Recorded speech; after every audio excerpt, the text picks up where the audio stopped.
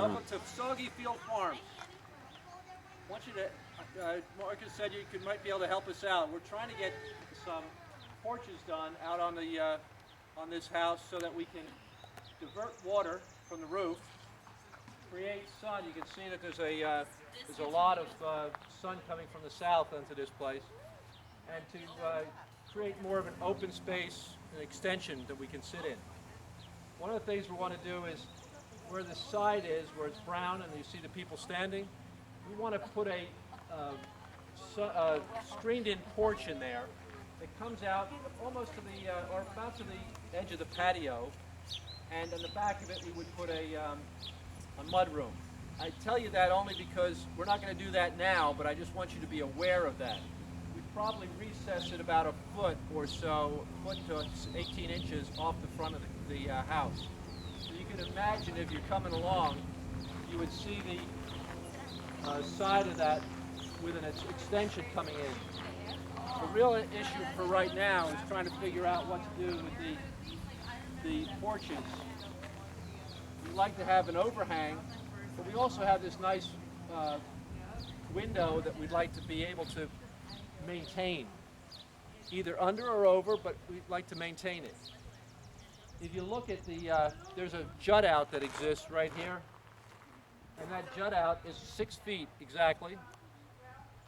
We think that's a little bit too narrow. We'd like to come another foot and a half beyond that, and have the porches come out that way. This side seems very logical, but when we get to the other side, by the way, we'd like to have somewhat of a traditional, I think, rounded columns is what we'd like to have on that, open in the sense that it would not be any, it would be only about a foot off the ground, so we would not have a railing. That's the kind of thing we're thinking about. And so it creates a lot of vision of our outside. Let me just quickly show him your view. That's the pond.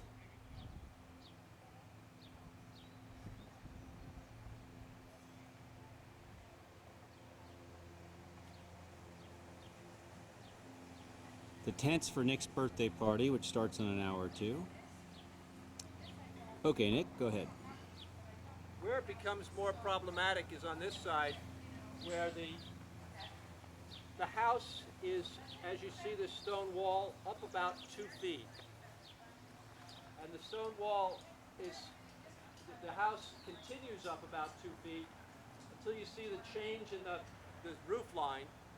You see the color change from a gray to a darker gray. The house is the same height up until that meter roughly. And then suddenly it drops down 2 feet. So the upstairs windows are down, the sliding glass door is down. In fact, the sliding glass door, when Mark comes around, you'll see that it's actually on ground level. It's probably about 6 inches off ground level. It's also our front door, which is on the higher side. Because of the drop, it would be almost impossible to maintain, and maybe I'm wrong, but it seems difficult to maintain. Jacques, don't put that in the plans. Jacques, now you know we're as crazy as you are. But it seems hard to maintain the roof line on the same angle, unless you can cover the windows, and if that can be done, that'd be great. We probably want to, on the left side here, as you look at the corner, it'd be nice to be able to go in and out of there without causing any damage to the porch. I'm wondering if it needs to be on an angle, or if squaring it off would work. Nick, let's go around and come in from the side so he can get a look laterally, because the bushes and everything, I think we might want to show him the door steps and what he's got to work with. Here's a good example of where that drop-off occurs. It's actually a little, it looks like it's about a foot here. It's a little higher on the further over. It's probably about another 6 inches. So it's about 18-inch drop-off. It's not quite 2 feet. But you can see the difference in the height. That's really what we're we're wrestling with. The whole purpose of this is if you look at the front, it is rather flat. It's not. Doesn't have much character to it. So the other part of this, to the porch, in addition to the sun and getting the water away, is to aesthetically blend the two sides together to make it look more uniform and to create more interest in the house. So those are the objectives. We want to keep it it's more farmy or New Englandy in kind of a look. Now, Nick, Kathy had mentioned that you didn't envision a roof structure that ran contiguously from end to end, that in front of the dining area over there, it might be more of a trellis effect. Yeah, that's a good point. I'll tell you what we're doing. Here's a good example of what I'm saying. The distance from here to here is roughly 6 feet, my arm span.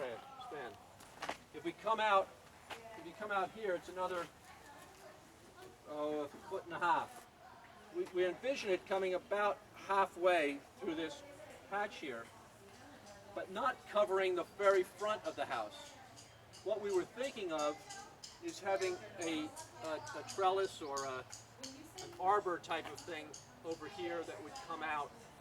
It would provide some shade for this is an eating area in the kitchen, but it would also allow we could still have the plant growth underneath it. So you're not thinking that there's actually, the porch has a wood floor or anything like that. You want to stick with the vegetation and the brick surface underneath of a ceiling structure? No. No. We were definitely thinking of a wood floor structure. Okay. We would like to have it formal. Okay. That would be a more formal look. Okay. I shouldn't say very formal, but it would be. That's a good thing you mentioned that. We would like to have it as a wood structure, a wood floor.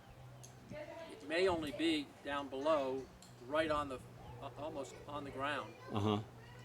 Over on this side, it would be maybe 6 inches, 8 inches, 10 inches off the ground. Okay. Based on it.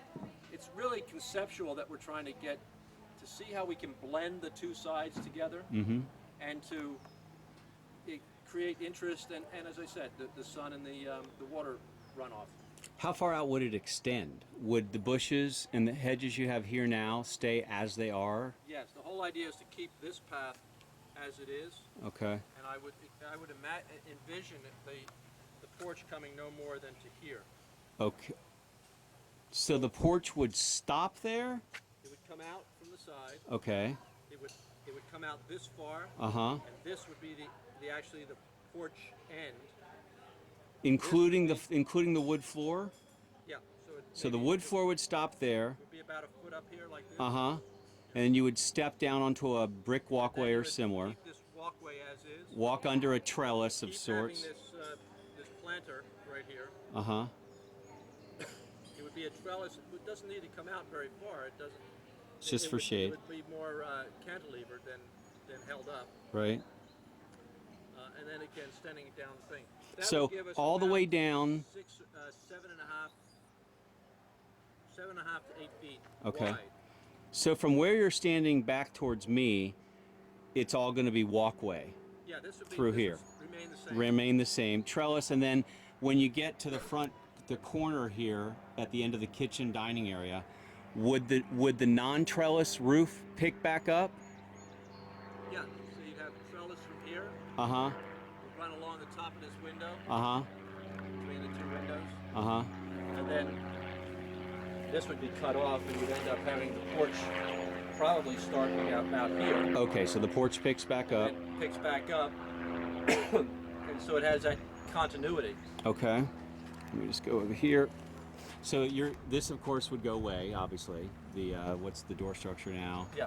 And then starting where you're standing, the wood-based porch would step up, maybe step down. Would you envision the floor, the wood floor, and the roofing structure extending all the way out to the corner of the house? It would have to, when it got to this point over here, where the step is, Uh-huh. it would have to drop off. Have to drop off because of the door over there. A step or two that would take us down, down to this level. It's more the roof line that I was concerned about because of the drop. The windows drop, right? Okay. Okay. So let's go back over here. I don't think he's seen this area from this side on video. I took some pictures, but and of course you've got your sliding doors off your living room here, currently stepping down. Are you thinking that then that would just basically be flush in essence? Flush Or close to flush, close yeah. to it, 6 inches or 2 inches, or something small. Okay. And again, this is an area where we like that feature. If we can incorporate it, great. Right. It brings in nice light into the house, and it's also attractive inside the house. Okay.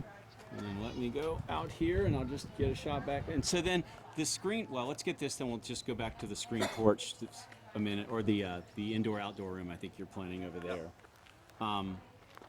So then you've got some... As you're going back that far, if you think of it having a post here, Right.